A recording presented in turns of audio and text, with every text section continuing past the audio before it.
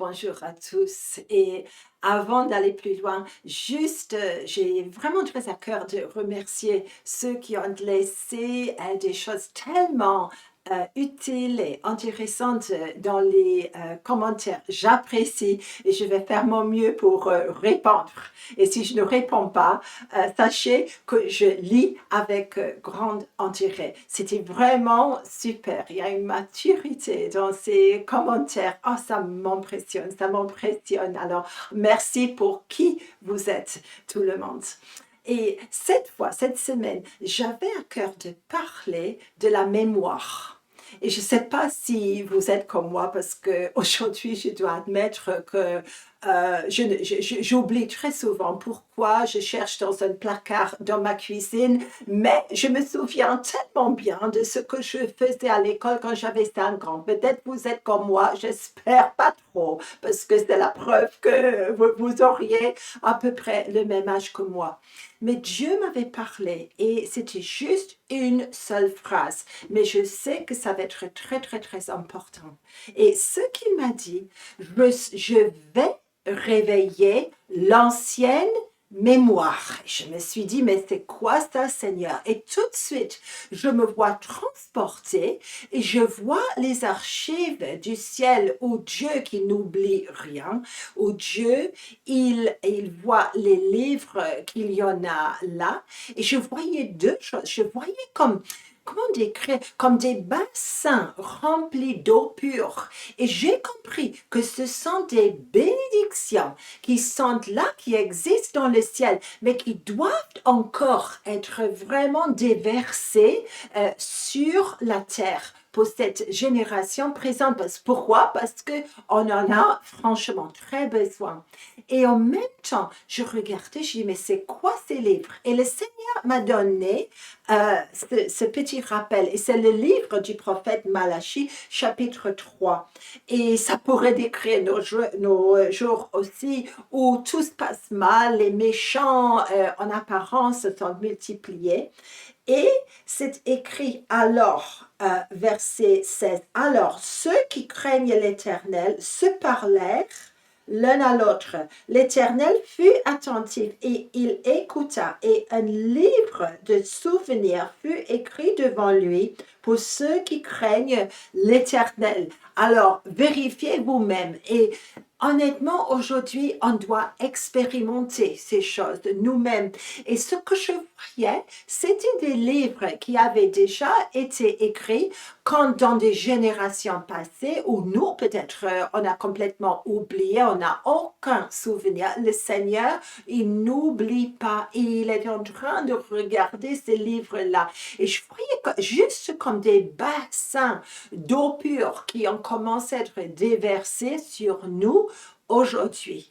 Et il va donner une espèce de choc, pas un mauvais choc, mais un choc à notre mémoire. C'est pourquoi je vais appeler cette petite vidéo l'aide-mémoire de Dieu, parce que c'est de l'actualité, c'est pour nous aujourd'hui. Et c'est vraiment une bénédiction. Ça veut dire qu'il y a des bénédictions qui ont été retenues, qui ont été gagnées par d'autres personnes que nous, ou peut-être nous-mêmes, on a oublié ce qu'on a gagné et que le Seigneur veut activer cela aujourd'hui.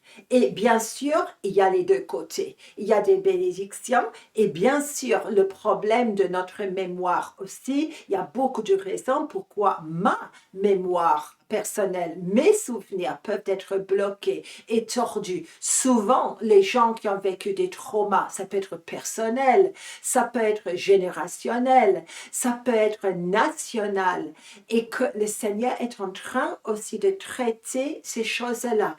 Et vous savez bien, vous savez comme moi, que les gens qui ont vécu des traumas, pour survivre, ils sont obligés de bloquer dans leurs souvenirs, dans leur mémoire, le souvenir de ces traumas parce que c'est juste trop douloureux.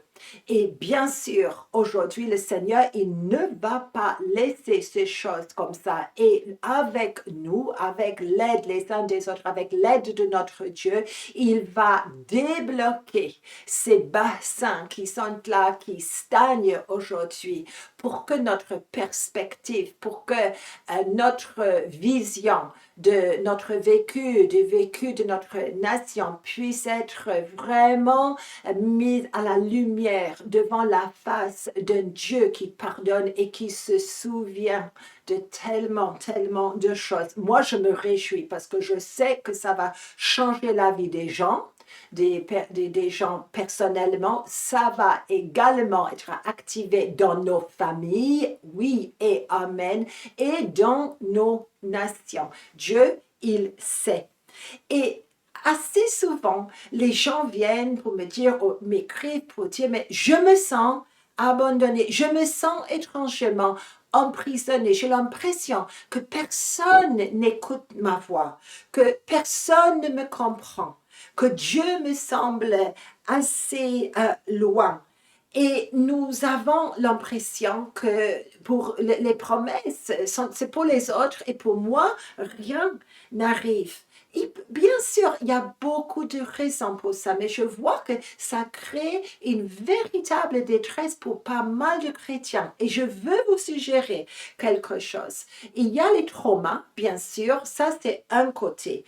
Mais l'autre côté, c'est que il y a des choses qui sont des bénédictions que l'ennemi sait, il essaie de retenir le livre de Dieu. Il ne peut pas trop longtemps parce que Dieu, il a un timing parfait et il veut dans cette génération que nous, on puisse vivre autrement.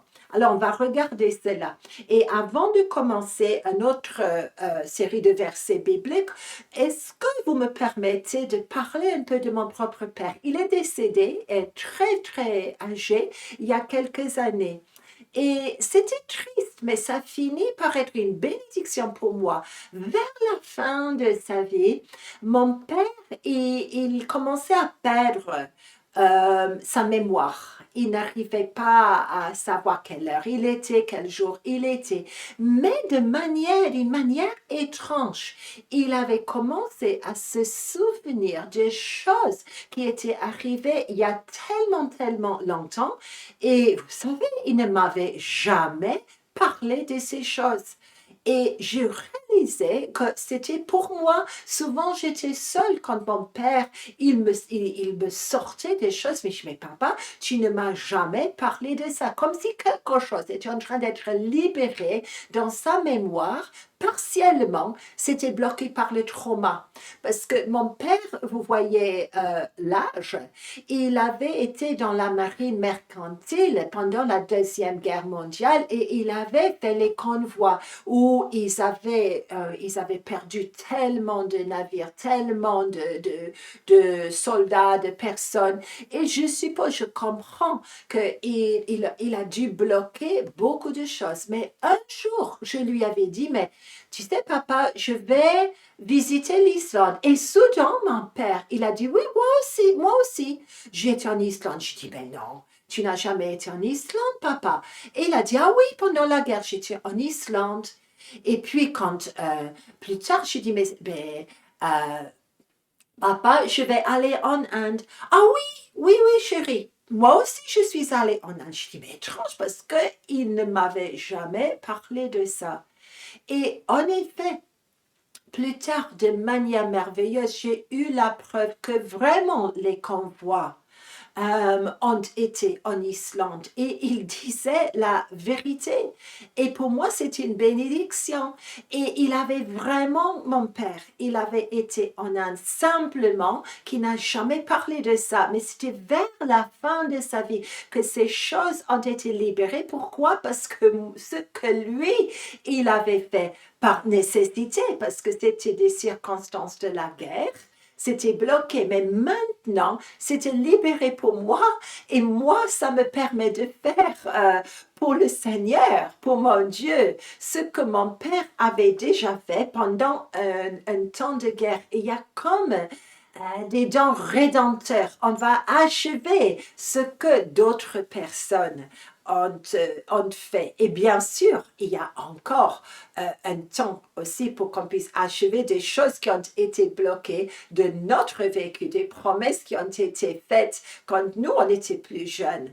Et l'ennemi essaye de bloquer ça. Alors, je vous encourage à dire au Seigneur, Seigneur, réveille mon ancienne mémoire. Et je sais que ça peut aller jusqu'à Éden, ça peut aller jusqu'au moment avant que je devienne la personne qui doit naître dans une certaine nation, dans une certaine époque. Il y a quelque chose qui nous attache à la grande mémoire de Dieu. Et ces livres, c'est tellement réel. Et c'est tellement, je suis tellement enthousiaste. J'aime beaucoup les livres. Les gens qui me connaissent, vous savez très bien que j'aime les livres.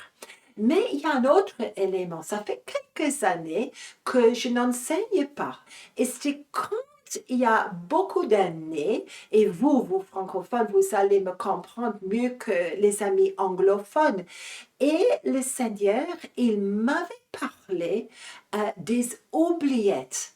Et c'était quand j'avais commencé, il y a des années, j'avais travaillé sur la grande famille des Huguenots. Il y a d'autres exemples aussi que les Huguenots. Et le Seigneur, il m'a mentionné les oubliettes. Et vous savez, les oubliettes, ce sont des termes qui ont été inventés ou acceptés au moins. À vous de vérifier l'histoire parce que je ne suis pas 100% sûre. Mais je pense par les rois de France.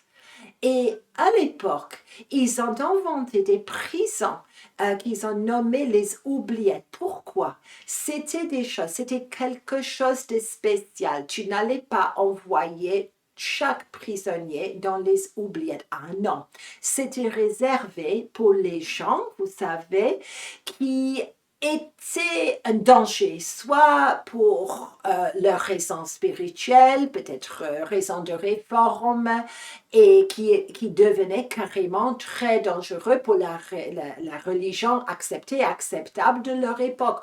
Ou peut-être c'était des révolutionnaires qui auraient voulu déstabiliser votre régime comme roi ou comme reine. Ou peut-être c'était des raisons sociales ou économiques qui risquaient de poser un grand défi. Et l'idée, c'était pas de tuer la personne. Ah non, c'était beaucoup plus cruel que ça. C'était de les faire disparaître de la mémoire humaine. Dieu, il parle beaucoup de ça. Dieu voulant, je vais aller plus loin avec cette idée. Alors, ils ont été kidnappés et jusqu'au jour de leur mort, emprisonnés tout seuls, en solitude, alors doublement tourment mental. Loin de leurs amis et personne ne savait où ils étaient. Et la seule personne qu'ils voyaient, c'était le geôlier. Et vous imaginez ça, la seule conversation, c'est avec un ennemi. Et bien sûr, beaucoup de ces personnes ont fini complètement fous, on peut bien imaginer. Et si vous êtes en train de me dire, mais ça les concerne, ça ne me concerne pas, mais si, ça nous concerne. Si aujourd'hui vous regardez les actualités, vous allez voir que le même système est utilisé, pas par les gens qui représentent chair et sang, mais par l'ennemi qui veut faire taire la mémoire, l'existence de leurs idées. Autrement dit, c'est réservé pour les prisonniers, les gens important. Et le but, c'est que tout souvenir de leur appel puisse disparaître juste comme ça. Et je vais vous lire quelque chose parce que c'est une terre qui existe. C'est pas un esprit, c'est plutôt un lieu. Il est vraiment mention de ça, pas oublié, je suis désolée, mais si vous voulez regarder Psaume 88, vous allez voir que celui qui a composé le psaume, c'est marqué fils de Corée. On ne sait pas exactement qui, ou peut-être il s'agit de plusieurs personnes, on ne sait pas. Et ça parle d'une situation où la personne, le psalmiste qui écrit cela, se sent loin de Dieu, étendu parmi les morts, où Dieu, il ne se souvient plus d'eux. Et ils ne comprennent pas pourquoi. Et c'est écrit comme un cri de détresse. Parle-t-on de ta bonté dans le sépulcre, de ta fidélité dans l'abîme? Tes prodiges sont-ils connus dans les ténèbres et ta justice dans la terre de l'oubli? La terre de l'oubli. C'est une terre, vous voyez. Et que il y a des gens qui me disent aujourd'hui, mais je ne suis jamais écoutée. C'est comme si Dieu me terrorise. Je ne sais pas où j'ai péché. Mais mes bien-aimés ne sont plus là. Mes bien-aimés sont écartés de moi. Ils me détestent. Qu'est-ce qui arrive? Mon appel ne peut pas être développé comme il faut. Et j'avais vraiment à cœur de prier parce que plusieurs personnes ont envoyé des choses qui disent cela. Et personne ne se souvient de moi. C'est l'autre côté de la médaille. Mais Dieu, il ne peut pas oublier. Il ne peut pas oublier. Il entend ce cri-là. Et j'ai envie de prier pour ceux qui se sentent oubliés. J'ai envie de prier que Dieu, il est en train de toucher ta mémoire. Et quand Dieu touche ta mémoire, tu vas savoir que lui, il se souvient de toi. Il se souvient des livres de souvenirs qui sont sauvegardés précieusement dans les lieux célestes. Il est prêt à déverser ses bénédictions sur toi aujourd'hui. Et je prie, Seigneur, de tout mon cœur pour ceux qui se sentent prisonniers dans cette saison. Seigneur, que tu puisses maintenant agir. Seigneur, que ces gens puissent être retirés de cette terre de l'oubli. Seigneur, que leur nom, que tu puisses vraiment montrer que toi, tu te souviens d'eux. En effet, tu ne les as jamais oubliés. Seigneur, qu'ils puissent sortir de ce lieu, qu'ils puissent être libérés. Seigneur, qu'ils puissent te voir, que leur voix puisse être écoutée. Seigneur, que tout ce que eux, ils doivent hériter, que ça soit par toi, que ça soit par leurs ancêtres. Seigneur, que ça puisse être activé dans cette saison. Et Seigneur, que tu puisses fermer la porte de la terre de l'oubli, Seigneur, et que leur mémoire, leur histoire puisse être activée pour prendre cette place dans ton livre, Seigneur, parce qu'ils n'ont jamais oublier ton nom. Et Seigneur, je sais que tu vas honorer plusieurs personnes ici. Les promesses vont soudainement être activées. Les appels vont soudainement devenir vraiment une chose réelle. Il y a des changements qui vont venir. N'ayez pas peur, c'est le Seigneur qui fait. Et pour ceux qui ont eu leur mémoire bloquée par les traumas, Seigneur, tu guéris ces traumas. Seigneur, que tu puisses refaire, que tu puisses réécrire, Seigneur, leur histoire avec eux, qu'ils puissent voir, Seigneur, cette perspective que toi, tu vois. Seigneur, que tu puisses racheter ce jour terrible et que tu puisses utiliser cela, qu'ils puissent libérer encore d'autres prisonniers, que ça puisse être vrai pour nous, pour nos familles, pour nos nations. Et ça, c'est ma prière. Amen. Et soyez bénis, mes amis.